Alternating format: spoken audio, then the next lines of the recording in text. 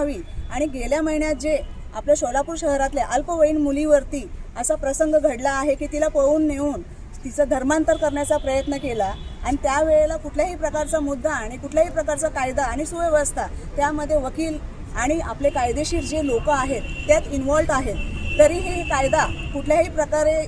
अंमलात आणत नाही आहे। आणि त्यामुळे माझं प्रशासनाला जागरूकपणे सांगणे आहे की तुम्ही लवकरात लवकर ह्या कायदा लवकर गठीत करून ह्या महिलांना सगळ्यांना, आणि आज स्त्री सक्तीचा जागर म्हणून आज जागतिक महिला दिवस असल्या कारणाने महिला कुठे सुरक्षित आहेत, कॉलेजच्या बाहेर असले तरीही किंवा कुठल्याही शॉपिंग मॉलमध्ये म्हणा, कुठेही शाळेच्या बाहेर म्हणा, हे सगळे जिहादी लोक थांबलेले असतात आणि त्या लोकांमुळे आपल्या मुली कुठेही सुरक्षित आहे हे त्या आई वडिलांना आणि पालकांना कुठेही कळत नाहीये की आपल्या मुली इथनं निघतात आणि जातात कुठे, ह्यांचं काय होत आहे। तरीही माझं प्रशासनाला एवढंच सांगणं आहे की आज जे आम्ही निवेदन दिलेलं आहे ते सर्व तुम्ही